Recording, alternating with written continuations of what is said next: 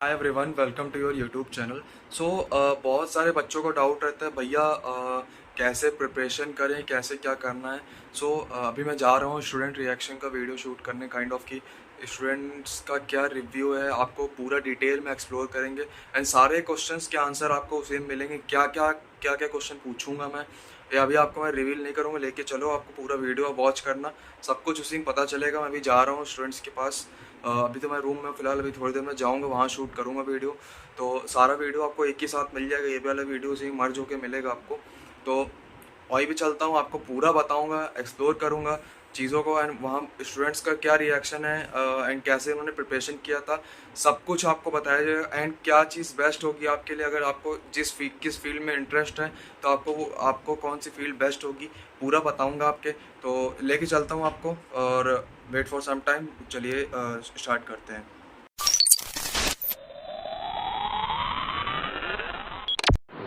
नाम? Gaurav Jha, first year BSMS student at IISER Bhopal. Okay, नाम? Ronit Kamal, first year BSMS student IISER Bhopal. Mayank Srivastava, first year BSMS student at IISER Bhopal. Sundaram Kumar Jha, first year BSMS at IISER Bhopal. और सारे जो students हैं guys first year, basically kind of मैं आपको बताना चाहता हूँ कि प्रिपरेशन एंड जो भी स्ट्रैटेजीज़ हैं कॉलेजेस वगैरह। फर्स्ट ऑफ ऑल कॉलेज कैसा लगा आपको? कॉलेज बहुत अच्छा है, research facility, sport facility, club सब बहुत अच्छा है। ओके, अब बेसिकली क्या चीज़ अट्रैक्ट कर रही है कॉलेजेस में आके आपको? कॉलेजेस में आके लैब होती है। अच्छा क्या चीज़ लगा बेसिकली जो जैसे आपका कॉलेज का इंफ्रास्ट्रक्चर कैसा है और लोग कैसे हैं, आपके सीनियर्स कैसे हैं यहाँ के? सीनियर बहुत हम्बल हैं, बहुत मतलब हेल्पफुल हैं। और यहाँ पे सबसे अच्छी लगी रिसर्च फैसिलिटी, और यहाँ पे लैब जो होती है वो बहुत अच्छी होती है। आपको कैसा लगा? प्रोफेसर सपोर्ट वगैरह कर रहे हैं कि हाँ। पढ़ाई स्टडीज़ में, और कॉलेजेस वगैरह कैसा है? हाँ, प्रोफेसर सब बहुत अच्छे हैं। मतलब अभी तक तो जितने क्लासेस हुए उसमें सब में मज़ा ही आया है। और लैब वर्क भी हुआ है, सब अच्छा है।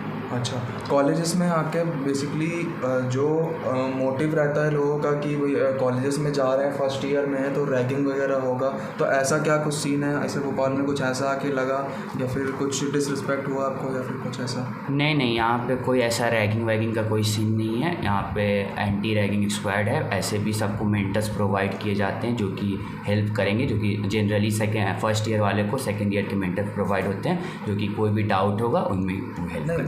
मेंटर्स तो बेसिकली कोई सी भी ईयर का प्रोवाइड हो सकता है, लेकिन हाँ, आपको जो मेंटर्स अलाउड हुए हैं वो सब ठीक है। एंड बेसिकली आपको जो एकेडमिक स्ट्रक्चर जो यहाँ का और जो बेसिकली अदर जो स्पोर्ट्स फैसिलिटीज़ वगैरह कैसी है? यहाँ पे स्पोर्ट्स फैसिलिटी भी अच्छी है। अभी तो सिलेक्शन के टीम चल रहे हैं कि आप जाके देख सकते हैं टेस्ट प्रैक्टिस मैच। तो मैं भी गया था उसके लिए, फ़ुटबॉल के लिए और खो खो के लिए। उन लोग ने गाइड भी किया, कोच आए हुए थे तो गाइड भी किया और बोले कि आगे होगा तो सिलेक्शन हो सकता है। चलिए। सो बेसिकली मेरा कहना है आपसे भी सेम क्वेश्चन है, कॉलेजेस वगैरह कैसा है एंड आपको क्या चीज़ अट्रैक्ट कर रही है एंड क्या चीज़ मोटिवेशन है यहाँ पे आके फील कर रहे हो आप?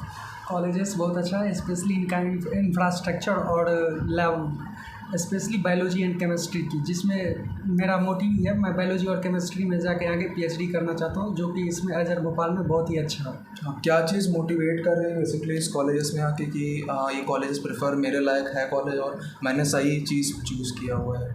एक्चुअली इसका इनोवेशन और लैब इंफ्रास्ट्रक्चर जो कि मुझे मोटिवेट करती है इसको। मोटिवेट जो है ये चीज़ करती है, और क्या चीज़ मतलब क्या करियर के किस प्रोस्पेक्टिव से देख रहे हो? जॉब प्रोस्पेक्टिव से कि प्लेसमेंट्स या फिर अकेडमिया में जाना चाह रहे हो? जॉब के लिए तो एक्चुअली नहीं, मैं PhD के लिए जाना चाहूँगा। बेसिकली अकेडमिया में इंटरेस्ट है? एकेडमिया में इंटरेस्ट है। सो कौन से सब्जेक्ट में बेसिकली इंटरेस्ट है आपको काइंड ऑफ की? मैं सब्जेक्ट जैसे आप इसके सब्जेक्ट की तरफ ज़्यादा ओरिएंटेड हो, इंटरेस्ट क्या है एंड आपके फ्यूचर प्लान्स क्या हैं उस सब्जेक्ट्स को लेकर? मैं अभी केमिस्ट्री में मेजर करना चाहता हूँ। केमिस्ट्री में? हाँ, उसके बाद मेरा PhD के लिए इंटरेस्ट है। PhD के लिए इंटरेस्ट है। एंड क्या आपने फ्यूचर प्लान किया है कि जैसे बहुत सारे लोग प्लान करते हैं कि मेरे को PhDs वगैरह यहाँ से करनी है एंड काइंड ऑफ की, तो क्या सोचा है इस बारे में? मेरा है फर्स्ट 5th ईयर में BSMS करने के बाद PhD के लिए कहीं अब्रॉड या इंडिया में ही अप्लाई करने का है, और PhD करने के बाद एकेडमिक्स में। ओके, केमिस्ट्री की बेसिकली किस फील्ड में आपको ज़्यादा इंटरेस्ट आ रहा है? Physical chemistry, atomic structure. Atomic structures में। ओके, सो आपका जो जिस सब्जेक्ट में इंटरेस्ट है, क्या चीज़ उस सब्जेक्ट को आपको मोटिवेट करती है कि आपका पैशन क्यों है वो सब्जेक्ट बेसिकली? तो मेरे को फ़िज़िक्स और मैथ दोनों अच्छे लगते हैं। फ़िज़िक्स इनिशियली था, लेकिन मैथ अभी ज़्यादा अच्छा लग रहा है। उन दोनों में जैसे कोई भी मैथ की बात करें तो कोई भी कंसेप्ट आया तो उसको बिल्कुल ज़ीरो से बस एक्सियम्स के सपोर्ट पे पूरा एक्सप्लेन करते हैं, तो वो समझने में बस अच्छा लगता है। फ़िज़िक्स में भी वही, मतलब जो कंसेप्ट समझते हैं तो वो समझने का प्रोसेस अच्छा लगता है कि हाँ कुछ किया ऐसा। जैसे कि आइसर्स भोपाल में ही सिर्फ नहीं कि सारे आइसर्स में लगभग अब्स्ट्रैक्ट मैथ्स है, टोटली अप्लाइड नहीं है, जैसे कि फॉर्मूला पुट करो और अप्लाई कर रहे हैं। क्योंकि देखो, अगर आप पहली बात तो किस पर्सपेक्टिव से देख रहे हो, आपकी जॉब में जाना है आपको कि अदर चीज़ में जाना है? एकेडेमिया ही सोच के आए हो आप। तो बेसिकली आपको अब्स्ट्रैक्ट मैथ्स कैसा लगेगा? अगर जैसे सेकेंड ईयर में आप जाओगे तो आपका एक कोर्स आएगा ग्रुप्स एंड सिमेट्री, तो अब्स्ट्रैक्ट मैथ्स चलिए वैसे आपका क्या रुझान, मतलब काइंड ऑफ? अभी एब्स्ट्रैक्ट मैथ तो मेरे को पता नहीं क्या होता है। पहले आप एक्सप्लोर करना चाह रहे हो चीज़ों कि एब्स्ट्रैक्ट मैथ्स होता कैसा है। हाँ, लेकिन अगर जैसे अप्लाइड से मेरे दिमाग में जो आ रहा है कि अप्लाइड में थ्योरेटिकल कम होगा, तो मैं तो थ्योरेटिकल ही ज़्यादा चाहता हूँ। थ्योरेटिकल आप ज़्यादा चाहते हो? हाँ। Okay, so all the best, हो सकता है अच्छा हो। आपका किस सब्जेक्ट में इंटरेस्ट है, क्या चीज़ मोटिवेट करती है सब्जेक्ट्स को लेकर? मुझे इंटरेस्ट है मैथ्स एंड डेटा साइंस में, और यहाँ पे तो मैथ्स के जो सर मिले हैं वो बहुत बेसिक से स्टार्ट किए हैं पढ़ाना, सेट से एकदम स्टार्ट किए हैं। जैसे लीनियर अलजेब्रा अभी स्टार्ट हुआ तो सेट से स्टार्ट करके एकदम आगे तक, मतलब हाई तक जाने वाले हैं वो। और डेटा साइंस तो ऐसे भी अभी चल रहा है, मतलब इवॉल्व हो रहा है डेटा साइंस, तो उसमें उसके कारण इंटरेस्ट है, कोडिंग इंटरेस्ट है, तो डेटा साइंस है ही इंटरेस्ट। ओके, जो जैसा कि इन्होंने ही बताया कि फ़िज़िक्स और मैथ्स में इंटरेस्ट है, आपने बताया कि मैथ्स और डेटा साइंस में इंटरेस्ट है, तो क्या मैं आपसे से पहले जान सकता हूँ कि कोई एक सब्जेक्ट क्यों नहीं? देखो, इंटरेस्ट के अगर आप 2 सब्जेक्ट में, तो या तो आप एक्सप्लोर करना चाह रहे हो दोनों में से किसी चीज़ को, या फिर कोई एक में इंटरेस्ट हो अच्छा जिसमें आप कर पाते हो। मतलब अभी एकेडेमिया लेने का रीज़न ये है कि पढ़ने में अच्छा मज़ा आता है। एक्सप्लोर क्या चीज़ करना चाह रहे हो? फिजिक्स और मैथ दोनों को एक्सप्लोर करना चाह रहे हो कि आप बाद में जाके डिसाइड करो कि मेजर क्या लेना है? दोनों को भी एक्सप्लोर करना चाह रहा हूँ, लेकिन इंक्लाइनेशन फिजिक्स की तरफ, क्योंकि फिजिक्स ऐसे मेरे को लगता है कि मेरा सेफ स्पॉट है, उसमें मैं अच्छा कर लूँगा। आपका जैसे डेटा साइंस है, यहाँ पे डेटा साइंस से बहुत अच्छे कोर्स हैं, जैसे आर्टिफिशियल इंटेलिजेंस हो गया जिसका आजकल डिमांड है, कंप्यूटर विज़न हो गया, मशीन लर्निंग हो गया, इन सब का डिमांड ज़्यादा है। तो आपका रुझान डेटा साइंस और मैथ्स में ही, मतलब दोनों में से किसी एक पे क्यों नहीं, मतलब अभी एक्सप्लोर तो किए नहीं है, पर यहाँ पे आके ऐसे एब्स्ट्रैक्ट मैथ्स है तो थ्योरेटिकल मैथ्स, ऐसे हम लोग 11-12 जितना भी है कैलकुलेशन बेस्ड मैथ्स पढ़े हैं, तो यहाँ पे देखते हैं 4 साल है, मतलब 2 साल है, अभी एक्सप्लोर करते हैं कि अगर इंटरेस्ट ज़्यादा आता है मैथ्स में, मैथ्स मेजर ले लेंगे, अगर नहीं आता है तो डेटा साइंस। ओके, तो आप दोनों का आइडिया अच्छा है कि एक्सप्लोर करना चाह रहे हो। आपका क्या बेसिकली क्या सोचा है मेजर लेने पर, मोटिवेट क्या कर रही चीज़? मुझे बायोलॉजी लेनी है मेजर में, इसकी फ्यूचर प्रोस्पेक्टिव्स में पीएचडी करूंगा, न्यूरो साइंस से करना चाहता हूं, जो कि इंडिया में बहुत कमी है ऐसे, मतलब ब्रेन की डॉक्टरों और उसकी कमी है, इसीलिए मैं न्यूरो साइंस में भी अब्रॉड में पीएचडी के लिए अप्लाई करना चाहता हूँ। ओके, सो ये तो आपके फ्यूचर प्लान्स हो गए। तो बेसिकली अब मैं पूछना चाहता हूँ कि आइसर में आने से पहले, मतलब जब आपको आइसर अलॉट हुआ था आप सबको, तो कब कैसा फील हुआ था, एंड आपके पेरेंट्स ने कैसा फील किया था उस टाइम पे? आइसर अलॉट हुआ था तो मैं इसको फर्स्ट ही ऑप्शन रखा हुआ था, आइसर मिलेगा तो एडमिशन लेने का। ऐसा कुछ नहीं था, मतलब पहले से एक back of the mind option था कि आइसर लेना है। तो पेरेंट्स को कैसा फील हुआ जब आइसर मिला? तो पेरेंट्स को इसके बारे में पहले से ही पता था, तो उनका एज सच मतलब कुछ एक्स्ट्रा, मतलब वो चाह रहे थे कि हम रिसर्च में ही जाएं, तो इसलिए नहीं, पेरेंट्स चाह रहे थे रिसर्च में जाएं, लेकिन उन्हें अच्छा लगा होगा कि मतलब काइंड ऑफ, हाँ अच्छा था, ऑब्वियसली अच्छा लगा था, रिजल्ट आया था, सिलेक्शन हुई थी, अच्छा लगा था। ओके, आपका मतलब काइंड ऑफ कि पेरेंट्स और आपको कैसा फील हुआ था जब आपको कॉलेज अलॉट हुआ था? मुझे तो बहुत अच्छा लगा था, लेकिन पेरेंट्स उतना जानते नहीं थे कॉलेज के बारे में, तो देखो जिनके जानते नहीं उनको ज़्यादा खुशी होती है कि मेरा बच्चा यहाँ पे जा रहा है, तो कैसा फील हुआ था बेसिकली? हाँ, वो सब के लिए तो खुशी थे, मतलब पहले इसके सिलेक्शन के पहले हर टाइम पर थोड़ा टेंस रहता था, लेकिन जब हो गया था तो मतलब सबके ऐसा चेहरे पे स्माइल रहता था, लगता था कि पेरेंट्स और आपका क्या रिएक्शन था कॉलेज मिलने के बाद? पहले तो पेरेंट्स को पता नहीं था, लेकिन जब कॉलेज अलॉट हुआ तो पेरेंट्स ने रिसर्च किया कि कॉलेज कैसा है, तो उन रिसर्च में पता चला कि कॉलेज अच्छा है, नेशनल इंपॉर्टेंस का टैग मिला हुआ है और रिसर्च में बेस्ड है, इवन आईआईटी से भी बेटर है। तो ऐसे भी मेरे को रिसर्च में बचपन से इंटरेस्ट था, तो पेरेंट्स अलाउ कर दिए। ओके, सो बेसिकली आपका और आपके पेरेंट्स का क्या रिएक्शन था कॉलेज मेरे मिलने के बाद? parents- कैसा फील कर पा रहे थे आप उस टाइम पे? मेरे पेरेंट्स बहुत ही ज़्यादा खुश थे, वो काम मुझसे भी ज़्यादा खुश थे मुझे अलॉट होने के बाद एक्चुअली में। और उन्होंने पता भी लगा तो पहले तो उनको मालूम नहीं था, जब एग्ज़ाम मैंने दिया तब उन्होंने एक्सप्लोर किया तो उन्हें पता लगा ये बेस्ट इंस्टीट्यूट है रिसर्च के लिए, इवन आईटी से भी अच्छा है। देन वो बहुत खुश हुए। ओके, IITs बेसिकली टेक के फील्ड में टॉप पर होती हैं। जैसे किसी को अगर बीटेक या इन सब चीज़ों में इंटरेस्ट हो तो टेक के फील्ड में टॉप पर होती है। आप लोग बेसिकली रिसर्च के लिए यहाँ पे आए तो आई थिंक सब पेरेंट्स ज़्यादा खुश होते हैं, because at the time of and कि मेरे पेरेंट्स को भी इतना नॉलेज नहीं था कि इन सब चीज़ों के बारे में, तो पेरेंट्स को ऑब्वियसली खुशी होती है। एक चीज़ जो सभी बच्चों जानना चाहते हैं, जो आने वाले स्टूडेंट्स हैं, आप एज आप सीनियर हो सारे स्टूडेंट्स के, तो क्या चीज़ गाइड करना चाहते हो सभी सीनियर्स को कि मतलब जूनियर्स को अपने कि कैसे प्रिपरेशन करें, एंड क्या जब आप लोगों ने कोई प्रेशर फील किया हो तो क्या सजेशन दोगे कि कैसे प्रिपेयर करनी है? प्रिपरेशन के लिए आइजर एप्टीट्यूड टेस्ट करके आता है वो। आइसर एप्टीट्यूड टेस्ट तो सबको पता है, आइसर एप्टीट्यूड टेस्ट और जे के लिए आपने किस प्रकार से प्रिपरेशन की थी अपनी? कैसे आपका शेड्यूल था, किस तरह से किस चीज़ को प्रिपेयर करते थे? Physics, chemistry, mathematics, biology 4 subject थे, कैसे आपने प्रिपेयर किया? मैं PCM भी बैकग्राउंड से था, इसलिए मेरे लिए थोड़ा आसान था। मतलब एग्ज़ाम में फिजिक्स, केमिस्ट्री, मैथ, बायोलॉजी चारों आते हैं, तो मेरे लिए थोड़ा आसान था। तो मैंने फिजिक्स, केमिस्ट्री, मैथ ऑब्वियसली किया हुआ था, ये मेन सब्जेक्ट में था। बायोलॉजी एक्स्ट्रा में था तो NCERT मैंने किया था, शॉर्ट नोट्स से प्रिपेयर किए थे, तो एग्ज़ाम में अच्छा रहा था। मतलब अगर कोई स्टूडेंट NCERT तो के कॉन्सेप्ट सारे अच्छा समझ के आ जाए एंड प्रीवियस ईयर के पेपर लगा के आ जाए, तो आपका क्या मानना है कि सिलेक्शन 100%? हाँ, सिलेक्शन हो जाएगा, मतलब अच्छे रैंक से हो जाएगा यदि आप प्रीवियस ईयर क्वेश्चन और NCERT से कंसेप्चुअल क्लैरिटी के साथ सब कुछ कर रहे हैं तो सिलेक्शन। तो घर में कोई ऐसा मेंटल प्रेशर था उस टाइम, या फिर कोई स्ट्रेस आप उस टाइम फील कर पा रहे थे कॉलेज मिलने से पहले ही? क्या हो रहा था? कॉलेज- ऑब्वियसली मेंटल प्रेशर तो होता ही, बिकॉज 12th जब आप पास आउट हो जाते हो तो मेंटल प्रेशर होता ही, कॉलेज में एडमिशन लेना है, तो कैसा फील कर रहे थे उस टाइम प्रिपरेशन करने के साथ साथ? प्रिपरेशन करने के साथ साथ एक माइंड में था कि मतलब अच्छा कॉलेज मिले, अच्छा रैंक आए, यही था एक्सपेक्टेशन, मतलब खुद हाई था या कुछ अच्छा रैंक मिले उसी से। तो आइसर मतलब मेरा फर्स्ट ही प्रेफरेंस था कि आइसर में एडमिशन लेना है। ओके, चलिए कॉन्ग्रेट्स, आपको आइसर मिल गया आखिरकार, तो आप तो खुश हो गई आप? हाँ, थैंक यू। तो अब आपने कैसे प्रिपरेशन किया था बेसिकली कि मतलब किस चैनल के थ्रू आए हो आप? आइसर आइसर एप्टीट्यूड टेस्ट के थ्रू आए, तो आपने कैसे प्रिपरेशन किया था? आपका मैथ्स बैकग्राउंड था बेसिकली क्लास 12th में? जी मैथ्स बैकग्राउंड था। सो आप बायो वाले जो स्टूडेंट हैं उनको क्या रिकमेंड करोगे कि मैथ्स को कैसे प्रिपेयर करें? आपने फिजिक्स, केमिस्ट्री, मैथ्स को कैसे प्रिपेयर किया था, आपने स्पेशली बायो को कैसे प्रिपेयर किया था, ये सब बताना चाहेंगे आप जूनियर्स को? बायो में तो मैंने बस 2 चैप्टर पढ़ पाया था, लेकिन एक्चुअली और पढ़ना चाहिए था, मैंने पढ़ा नहीं वो। तो आप क्या सजेशन दोगे इसके बाद स्टूडेंट्स को कि बायो के चैप्टर्स को क्या करें, पढ़ें कि छोड़ दें? मैं रिकमेंड करूँगा कि पढ़ ले। जैसे कि एक तो जैसे आज इस साल का जो पेपर था, और हर साल में 1 या 2 ऐसे क्वेश्चन होते हैं जो कि 9th-10th वाली जो बायो होती है उससे ही आ जाते हैं। तो और मतलब एक कम से कम तो होता ही है वैसा। बेसिकली क्या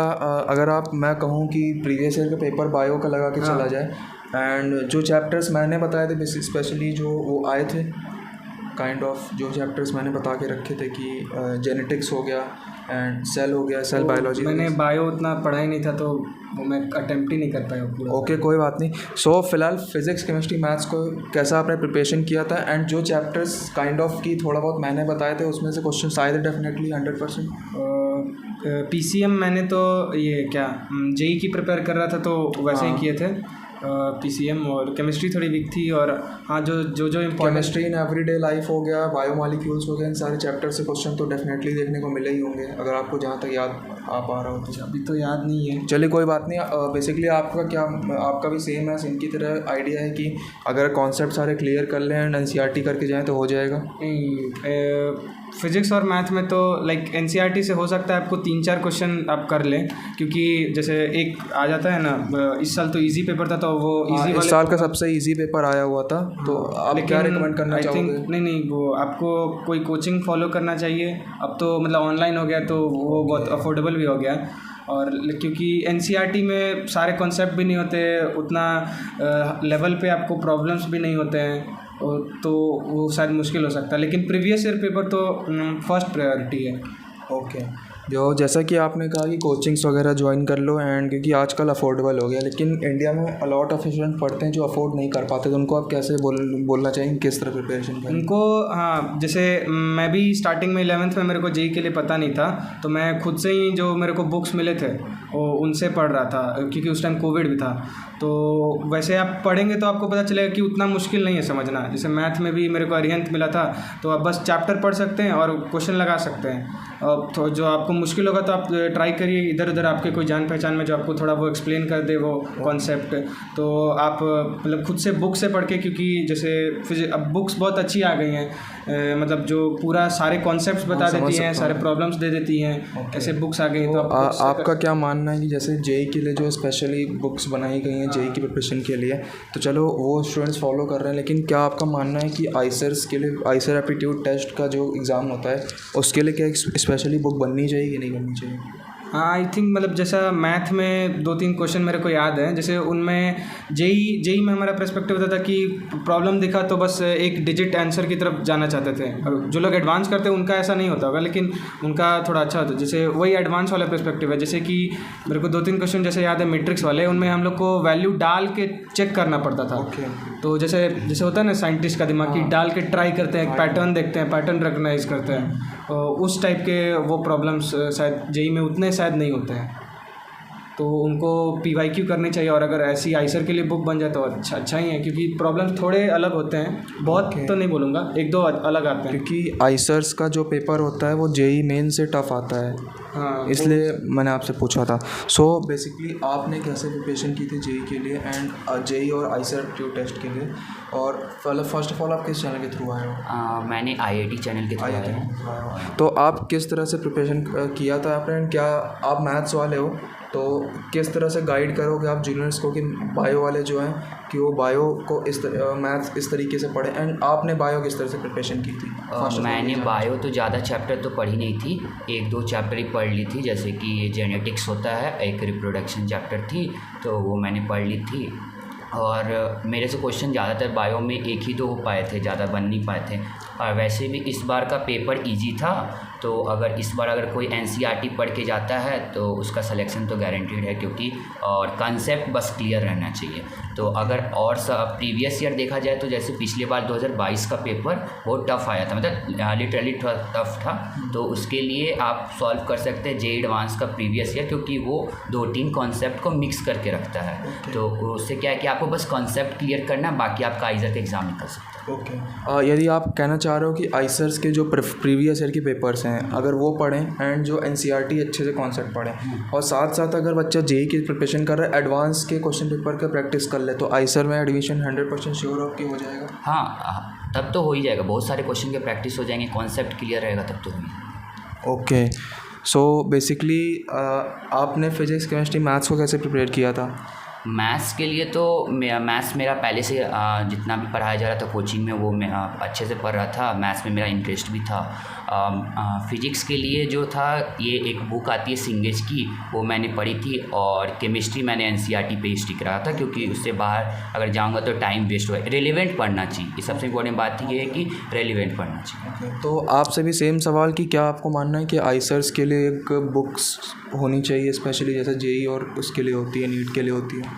हाँ, आइसर्स के लिए एक बुक तो होनी चाहिए, क्योंकि आइसर्स में ज़्यादा कैलकुलेशन बेस्ड नहीं रहता है, थिंकिंग बेस्ड रहता है क्वेश्चन। तो इसके लिए एक बुक होनी चाहिए। वैसा जेई में देखा जाए तो हार्ड कैलकुलेशन रहता है, लेकिन जेई एडवांस में थोड़ा सा थिंकिंग स्किल उसमें रहता है, तो आइसर्स के लिए एक बुक तो होनी चाहिए। ओके, सो आपने किस तरह से प्रिपरेशन की थी? आप कौन से उससे हो, बायो से हो कि मैथ्स से हो? तो मैं बायो से हूँ और मैंने IIT से स्कोर कार्ड से आया था। IIT से किया था। तो मैं आपसे जानना चाहूँगा कि आपने फिजिक्स केमिस्ट्री बायो को कैसे प्रिपेयर किया था, पहला क्वेश्चन। दूसरा मैं ये जानना चाहता हूँ कि जो मैथ्स वाले स्टूडेंट हैं वो बायो कैसे प्रिपरेशन करें, आप पहले इस पर क्या बोलना चाहोगे? बायो के लिए तो NCERT और प्लस जो टीचर पढ़ा रहे हैं वो मोर देन सफिशिएंट है IIT में 60 और 50 प्लस स्कोर करने के लिए। और मैथ वाले कुछ मतलब इम्पोर्टेंट चैप्टर जैसे कि जेनेटिक्स, रिप्रोडक्शन और एक hormonal control coordination, cell biology, ये 2-4 चैप्टर पढ़ के चाहिए तो उससे 2-4 क्वेश्चन सॉल्व हो जाएंगे मैथ वालों के। आपने मैथ्स कैसे हैंडल किया था? मैंने मैथ्स का एक ही क्वेश्चन सॉल्व किया था, वो बेसिक मैथमेटिक्स से कुछ मिल रहा था ओके, क्योंकि मतलब मैथ्स इतना अच्छे से पढ़ के नहीं गए थे, मतलब kind of. Okay, physics chemistry के लिए क्या सजेशन है आपका कि कैसे पढ़ें? फिजिक्स केमिस्ट्री के लिए तो एनसीईआरटी प्लस वो टीचर जो पढ़ा रहे हैं और जो प्रैक्टिस करने के लिए दे रहे हैं वो सफिशिएंट है। और फिजिक्स के लिए पीवाईक्यू तो एक्चुअली सारे के लिए इम्पोर्टेंट है। और फिजिक्स के लिए भी टीचर का नोट्स प्लस जो प्रेफर कर रहे हैं अपना प्रैक्टिस के लिए वो। ओके, सो बेसिकली आपसे सेम क्वेश्चन पूछूं जो इन दोनों से पूछा था कि आइसर्स के लिए क्या मानना है आपका, बुक होनी चाहिए? हाँ, डेफिनेटली एक बुक तो ज़रूर होनी चाहिए, क्योंकि आप अगर नेट पे सर्च करोगे कहीं भी तो आइसर्स के लिए कोई स्पेशली बुक नहीं बनाई गई है। PYQ के सॉल्यूशन भी नहीं मिलते, PYQs के सॉल्यूशन भी नहीं मिलते हैं, तो आपका मानना है कि होनी चाहिए बुक? हाँ एकदम होनी चाहिए। सो मेरा भी काइंड ऑफ मानना भी यही है। एक जो होना चाहिए, जैसे बच्चे का जो लेवल होता है वो काइंड ऑफ की प्रैक्टिस के लिए कोई ना कुछ होना चाहिए मोटिव। सो अब मैं एक चीज़ पूछना चाहूँगा, जो आप लोगों ने जिस तरह प्रिपरेशन की थी, तो किसी टाइप का मेंटल प्रेशर आप तीनों में जैसे कोई बताए कि कैसा मेंटल प्रेशर होता है फैमिली का या कुछ का? मेंटल प्रेशर तो होता ही है, क्योंकि आप प्रिपरेशन कर रहे हैं। मैंने ऑनलाइन कोचिंग लिया था तो थोड़ा सा डिप्रेशन भी होता था प्रिपरेशन करते वक्त, क्योंकि बाहर तो ज़्यादा जा नहीं सकते थे। क्लासेस सुबह 9 बजे शाम 6 बजे तक रहती थी, तो वैसे फैमिली का सपोर्ट था तो ज़्यादा डिप्रेशन ये सब उतना था नहीं, तो मैनेज हो गया था। ओके, आप लोग का भी हो सकता है सेम हो कि आप कुछ कहना चाहोगे इस पर? हाँ, वो खुद हैंडल करना पड़ता है। मतलब अगर आप मेहनत कर रहे हो और आपको रिज़ल्ट दिख रहा है तो आपको उतना नहीं, अगर आप खुद ही गलती जैसे आप प्रोक्रेस्टिनेट करते रह रहे हो तो आपको वो मेंटल प्रेशर ज़्यादा लगेगा आपको। तो अगर आप पढ़ोगे तो आपको उतना प्रेशर नहीं लगेगा। ओके, जैसा कि बहुत सारे लोग इंडिया में जेई का एग्ज़ाम देते हैं, उनका मेन एम एडवांस होता है, एडवांस के अंदर उनका मेन एम IITs होता है। तो IITs में जो बच्चे जाते हैं टेक ओरिएंटेड जाते हैं, लेकिन कुछ करते क्या हैं कि एज अ सेकेंड ऑप्शन आइसर्स को रख लेते हैं। तो होप्स हो कि रखना चाहिए, मैं इससे टोटली एग्री करता हूँ। लेकिन बेसिकली मैं एक सिंपल क्वेश्चन पूछना चाहूँगा आप सबसे कि आइसर्स बेसिकली आप किस ओरिएंटेड एंड किसको आना चाहिए बेसिकली आइसर्स में? हम समझते हैं कि आइसर में यदि आपका रिसर्च के में इंटरेस्ट है तो आप Eicher definitely one of the best institute in India है आइसर। जैसे कि इंडिया में सिर्फ केवल 7 इंस्टीट्यूट्स हैं and 1 is nicer and ISC Bangalore, ठीक है। तो इंडिया में 7 आइसर्स हैं, नाइसर और ISC बैंगलोर हो गया। तो यही 7 या 8 गिने चुने इंस्टीट्यूट हैं जो रिसर्च ओरिएंटेड है। तो आपका मानना है कि जिनका बेसिकली हार्ड और इंटरेस्ट है रिसर्च में वो आ सकते हैं, या फिर जिनका टेक में है और साथ में हो सकता है कि थोड़ा बहुत रुझान हो रिसर्च की तरफ, वो आ सकते हैं रिसर्च में? ये टेक में इंटरेस्ट है तो यहाँ पे computer science and electrical engineering करके ब्रांच है जिसमें आप टेक के रिलेटेड भी रिसर्च कर सकते हैं। टेक में अगर बेनिफिट चाहिए तो क्या प्रेफर करोगे, IITs की आइसर? IITs डेफिनेटली प्रेफर करेंगे। ओके, सो आपका क्या पॉइंट होगा कि आइसर्स में बेसिकली क्या किस स्टूडेंट को ओरिएंटेड होना चाहिए, किस लिए आना चाहिए आइसर्स में? मतलब अगर आपको मेन गोल प्लेसमेंट है और स्टेबिलिटी है तो शायद आइसर थोड़ा रिस्की हो सकता है। ऐसा नहीं है कि मतलब यहाँ से प्लेसमेंट्स वगैरह तो होता है यहाँ पे, प्लेसमेंट्स वगैरह होता है, लेकिन रिस्की की बात नहीं है। मैं सिंपल क्वेश्चन पूछना चाह रहा हूँ आपसे, जैसे बहुत सारे बच्चे होते हैं तो आ जाते हैं, बाद में वो यहाँ पे आके स्ट्रगल करते हैं बिकॉज आइसर्स का करिकुलम डिफरेंट होता है as comparison to IIT and IITs से। तो आप क्या प्रेफर करना चाहोगे कि आइसर्स में किसको आना चाहिए बेसिकली, जिनको रिसर्च में इंटरेस्ट है या फिर कोई भी आ सकता है ऐसे, मतलब काइंड जिसको रिसर्च में इंटरेस्ट है उसको ज़्यादा बेटर होगा हैंडल करना, जिसको नहीं इंटरेस्ट है उसको और एक्स्ट्रा मतलब मुश्किल होगी ज़्यादा उसको। ओके, क्योंकि देखो यहाँ पे कंप्यूटर आइसर भोपाल में data science and computer science की ब्रांच है। तो आप क्या प्रेफर करोगे, जिसको कंप्यूटर साइंस और डेटा साइंस में इंटरेस्ट तो IIT आए कि यहाँ पर आए?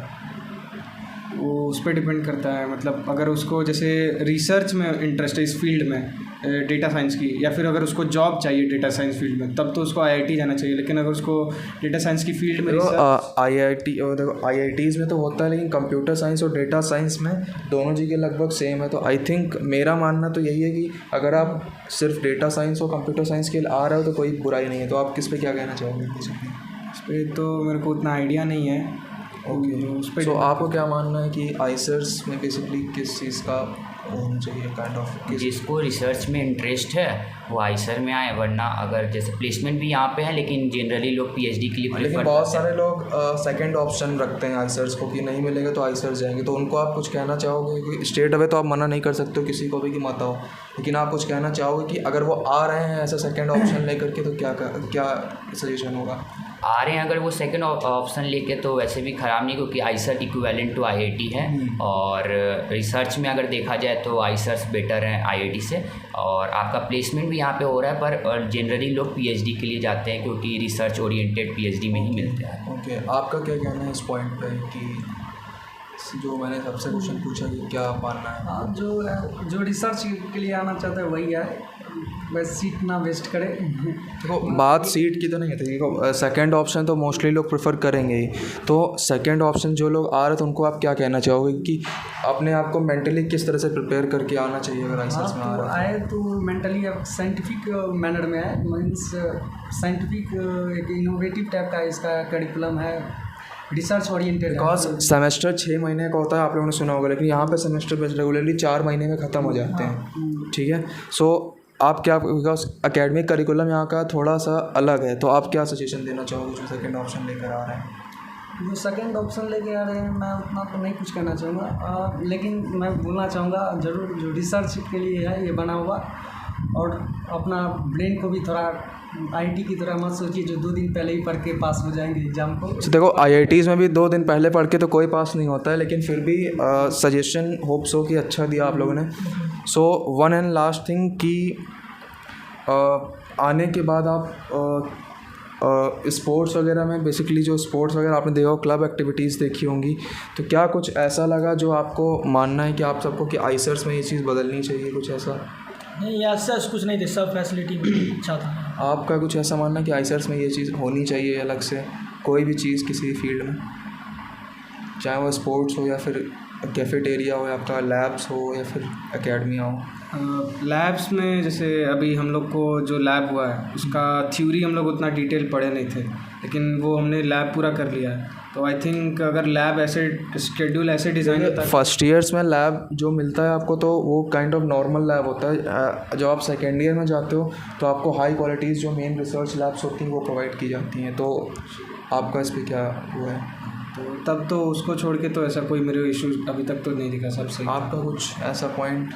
ऐसा तो कोई इश्यूज़ नहीं है, यहाँ पे सारे स्पोर्ट्स भी अच्छे ही हैं और लैब भी अच्छे ही हैं, और यहाँ पे क्लब एक्टिविटी भी सही हो रहा है। मैंने भी ज्वाइन करने का भी सोचा नहीं है, लेकिन फर्स्ट सेम के बाद ज्वाइन करूँगा क्योंकि अभी बिकॉज क्लब एक्टिविटीज़ में तो आइसर भोपाल का मैं बताऊँ तो आप लोग आइसर भोपाल के स्टूडेंट हो, क्लब एक्टिविटीज़ में नेक्स्ट ईयर ही आप मेंबर बन सकते हो क्लब के। वैसे अगर टॉक वगैरह होती हैं तो आप अटेंड कर सकते हो, तो आप क्या बनना चाहोगे किसी क्लब का मेंबर? कोई भी हो? हाँ, जैसे कि कोडिंग क्लब है उसका मैं मेंबर बनना चाहता हूँ, और अभी तो डिसाइड नहीं कि maths club as a coordinator आप देख रहे हो, क्लब का कोऑर्डिनेटर या फिर क्लब का एडवाइज़र आप देख रहे हो खुद को इन फ्यूचर? हाँ, देख तो रहे हैं। जैसे कि अभी जन्माष्टमी हुआ था यहाँ पे, तो उसका टेक टीम में मैं था, तो जन्माष्टमी पहली बार करवाया गया था आइसर भोपाल में, जो कि बहुत अच्छा हुआ था। इस्कॉन टेम्पल से भी आए थे सारे लोग, तो इस बार अच्छा, मतलब आइसर भोपाल में सब चीज़ अभी अच्छा चल रहा है। ओके, सो बेसिकली फेस्ट वगैरह कैसा है यहाँ पे आइसर भोपाल का? आप लोग अभी आए हो तो एक ही 2 फेस्ट देखा होगा बेसिकली। अब यहाँ पे अक्टूबर्स में सिंगुलैरिटी आने वाला है, देन जनवरी में आपका इंथुजिया होगा जो सबसे फेमस होता है आइसर भोपाल का। तो आप फेस्ट वगैरह अभी आपने जितना इन्जॉय किया था वो कैसा लग रहा है? फेस्ट अभी 1 ही 2 इन्जॉय किया होगा आपने, तो कैसा लग रहा है? फर्स्ट अभी फ़िलहाल अच्छा ही है, आगे आने वाले सुन रहे हैं सीनियर सब लोग से, वो बहुत ही अच्छा है, तो फर्स्ट इनका बहुत अच्छा है। ओके, तो होप सो कि आप लोग को पूरा समझ में आ गया होगा, and one and kind of कि thank you so much for all of you कि आप लोगों ने इतना सपोर्ट किया एंड अपने जूनियर्स को गाइड किया, तो थैंक यू सो मच सभी को। Thank you so much. So guys, wish you happy Janmashtami again. Bye bye.